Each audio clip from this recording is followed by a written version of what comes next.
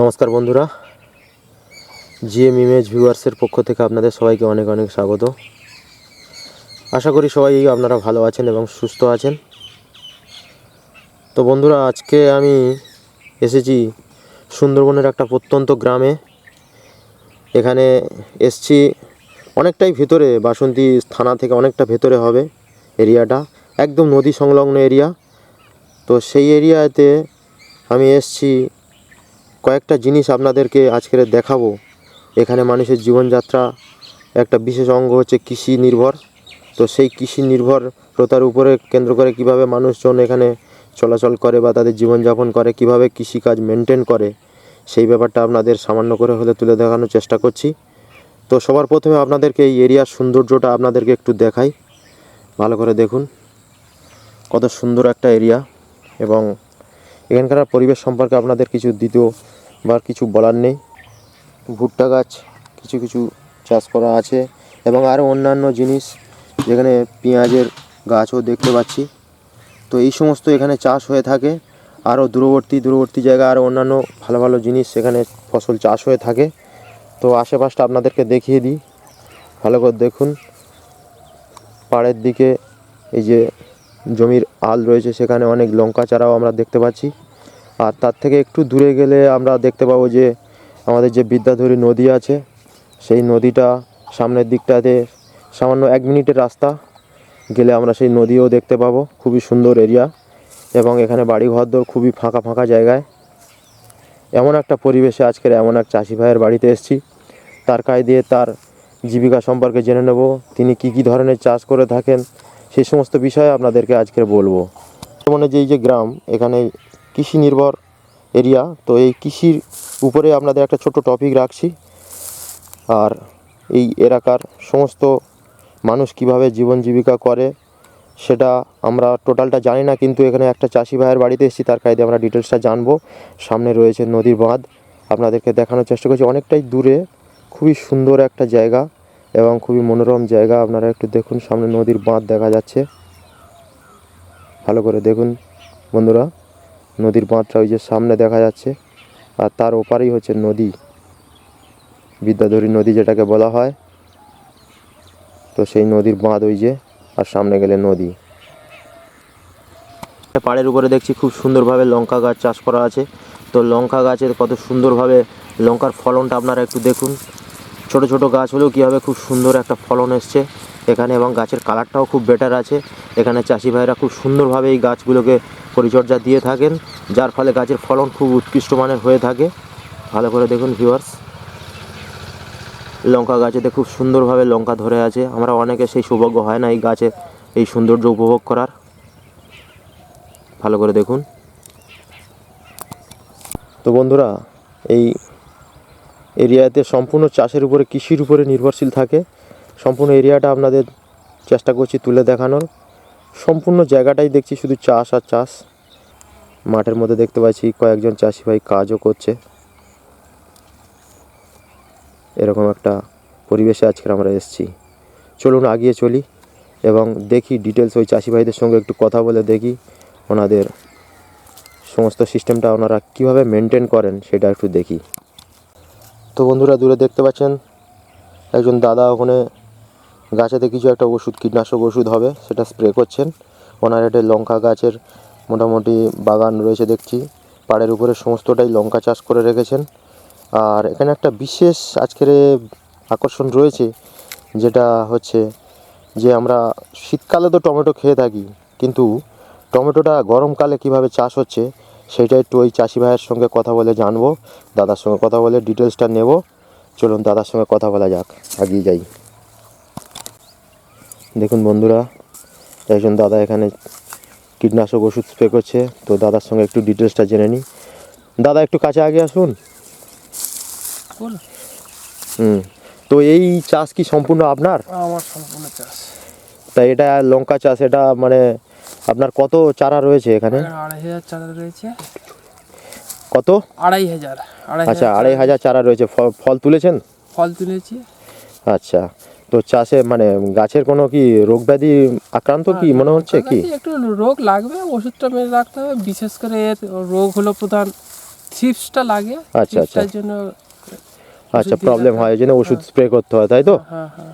আচ্ছা, তো দাদা এই সাইডটাতে দেখছি টমেটো চারা রয়েছে দেখছি। আপনার যে গরমকালে যে টমেটো বলছিলেন, আমাদের সঙ্গে যে কন্ট্যাক্ট হয়েছিল, যে টমেটো আপনার কেমন হয় আপনি দেখাবেন, তো এই সম্পর্কে বলুন, একটু কাছে আসুন, সামনের দিকটা এগিয়ে আসুন আপনি।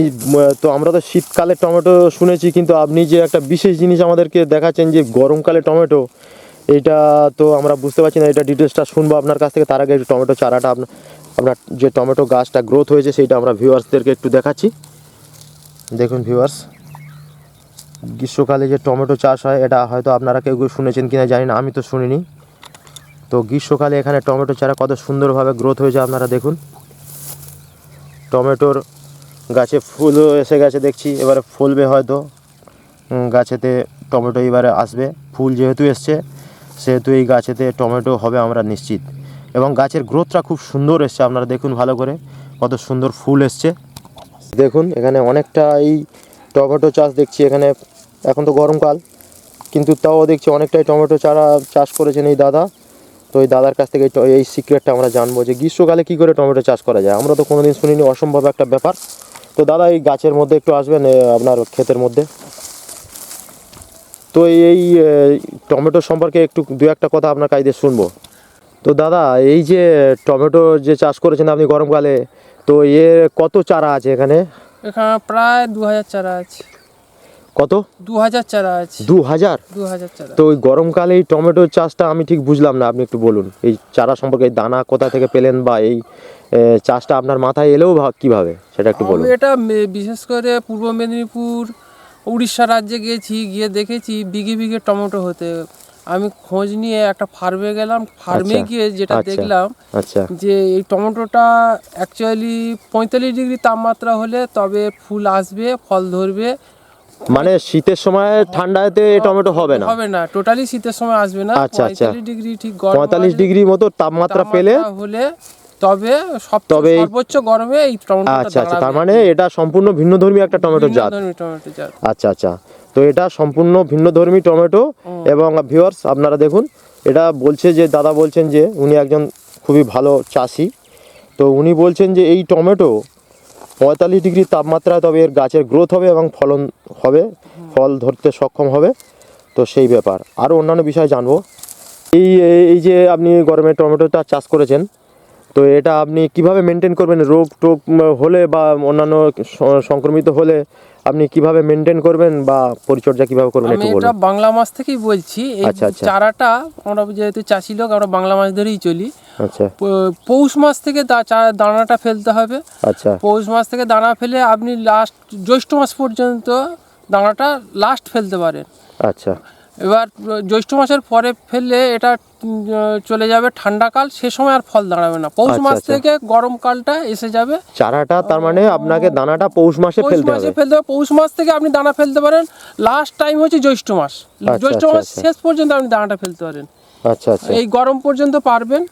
এরপরে এই চারাটাও হবে, কিন্তু এর নিয়ম হচ্ছে হ্যাঁ, হ্যাঁ, বলুন বলুন। মানে অতিরিক্ত চড়া মাত্রায়, গরমকালে অতিরিক্ত চড়া মাত্রায় ওষুধ মারা যাবে না। আচ্ছা, চড়া মাত্রায় যেখানে হয়তো কোম্পানির বলা আছে যে 2 ml পার লিটারে, সেখানে আপনাকে এই অতিরিক্ত রোদের জন্য 1 ml দিতে হবে। আচ্ছা দাদা, এর হচ্ছে চারাটার বয়স কত আপনার এই যে চাষটা করেছেন? দানা ফেলা থেকে এ পর্যন্ত 1.5 মাস বয়স হচ্ছে। আচ্ছা, এখন কি কোনো রোগ ব্যাধি সংক্রমণ হয়েছে বলে মনে হয়? রোগ ব্যাধি বলতে এখন তো গরম ফুটে যাওয়ার কথা, এখন সকালে করে যে কুয়াশাটা পড়ছে, হ্যাঁ, কুয়াশাটা পড়ার জন্য ফাঙ্গাস আসছে, ছত্রাক আসছে। তার জন্য একটু ছত্রাকনাশক মারা হচ্ছে। আচ্ছা, তার সঙ্গে হালকা ওই সাদা মাছি আছে, আচ্ছা, সাদা মাছির জন্য ওষুধ মারা হচ্ছে। আচ্ছা। তো দাদা এই যে গাছের আপনি যে পরিচর্যা করছেন, তো এখানে আপনার সার বা ওষুধ অন্যান্য যে অনুখাদ্যগুলো দিয়ে থাকেন, তো কি ধরনের সেটা একটু যদি বলেন আমাদের ভিউয়ার্সদের। গরমের টমেটোতে রাসায়নিক সার চড়া মাত্রায় দেওয়া যাবেই না, আচ্ছা, অল্প পরিমাণে দিতে হবে। এতে যেটা লক্ষ্য রাখতে হবে, জৈব সারের পরিমাণটা দিলে তবে টমেটোর গেট আপটা ভালো আসবে, আচ্ছা, আচ্ছা। টমেটোটা টাইট ফিট থাকবে। আচ্ছা, অতিরিক্ত রাসায়নিক সার দিলে টমেটোর কোয়ালিটিটা, মানটা খারাপ হয়ে নিম্নমানের হতে পারে। নিম্নমানেও হয়ে যাবে। জৈব সার দিলে টমেটোটা আমরা কোয়ালিটি বা সুন্দর একটা যেহেতু হতে এটা পারে, গরমের তাই তো? সময়, হ্যাঁ। আচ্ছা, আচ্ছা, আচ্ছা। তো তো দাদা এই টমেটো, এই গরমের টমেটো যেটা সমস্ত ব্যাপারটা জানলাম, তো এটা কি আগে চাষ করেছিলেন নাকি এই প্রথমবার? না না, এটা চাষ করছি 2 কয়েক বছর ধরে আপনি করছেন তো? করছি। হ্যাঁ হ্যাঁ। করে আচ্ছা। সাকসেসফুল হয়েছি বলে এবছর আবার করছেন? লেগেছি। তো আপনার গাছের যা গ্রোথ দেখছি তাতে তো দেখছি আর কয়েকদিনের মধ্যে ফুল এসে গেছে, মানে ফুল আমাদের এসে ফল গেছে, পেয়ে ফল যাব। ধরে যাবে, কিন্তু ওয়েদারটা বড্ড খারাপ হয়েছে, যতটা টেম্পার হবে ততটা ফলটা দাঁড়াবে আর কি। আচ্ছা আচ্ছা আচ্ছা। টেম্পার না কম হলে একটু অসুবিধা হবে। আচ্ছা, এই যে পুরো এরিয়াটা দেখছি তো আপনার এই যে আল চারিধারে যে ব্যারিকেড দিয়ে আপনি ফিশারি টাইপের করে রেখেছেন এবং পাড়ে গাছ রয়েছে, ওইদিকে পুকুর রয়েছে দেখছি, এই পুরোটাই কি আপনার? হ্যাঁ, এটা পুরো মাঠের চারদিকে বাউন্ডারি করা আছে। আচ্ছা আর বর্ষাকালে এটা পুরো ধানই চাষ হয়, মাঝখানে মাছ ছেড়ে দেয়, মাছ আচ্ছা চাষ আচ্ছা হয়। আচ্ছা পুকুরও আছে, সেই পুকুরে গিয়ে মাছটা আবার জমে যায়। আচ্ছা হ্যাঁ, আর ওই বর্ষার সময় এই লঙ্কা গাছগুলো লাগানো। আচ্ছা। আরো অন্যান্য সবজি তো আপনি দিয়ে থাকেন, সে তো শুনেছি। 4 রকম আচ্ছা। ফসল নেওয়া হয় এর থেকে। আচ্ছা আচ্ছা আচ্ছা। আপনার সঙ্গে দেখা করে খুবই ভালো লাগলো। আর আপনার কথা অনেকবারই শুনেছিলাম যে আপনি এখানকার খুবই ভালো একজন মানুষ, আর চাষ সম্পর্কে আপনার অনেক অভিজ্ঞতা। তো সেই সুবাদে আপনার কাছে আজকে এসে আরও খুবই আমাদের ভালো লাগলো, আনন্দিত হলাম। তো আমাদের ভিউয়ার্সদের জন্য যা যা আপনি উপকার মানে ভালো টিপস দিলেন, সেই সমস্ত আশা করি ভিউয়ার্সদের ভালো কাজে লাগবে। এবং আপনাকে অনেক অনেক ধন্যবাদ। আপনি সুস্থ থাকবেন, ভালো থাকবেন। আর চাষ তো আপনি করছেন, যখন আপনার সঙ্গে আবার দেখা হবে অন্য বিষয় নিয়ে, আপনার যদি আপনার কাছে আমরা আসি, তাহলে আপনি আমাদেরকে হেল্প করবেন অবশ্যই। আমার 365 দিনই চাষ হচ্ছে। আচ্ছা আচ্ছা, থ্যাংক ইউ। তো ভিউয়ার্স, আপনারা দেখলেন দাদার সম্পর্কে, আপনাদের সমস্ত ব্যাপারটা জানালাম এবং দাদা কীভাবে চাষবাস করেন সমস্ত ব্যাপারটাই তুলে ধরলাম। তো নেক্সট ভিডিওর জন্য আপনারা প্রস্তুত থাকবেন, পরে অন্য টপিক নিয়ে আসবো। আর ভিডিওতে কমেন্ট করবেন, যদি আপনাদের কিছু জানার থাকে আপনারা অবশ্যই কমেন্ট করবেন। আর ততক্ষণ পর্যন্ত আপনারা সুস্থ থাকবেন, ভালো থাকবেন। নমস্কার।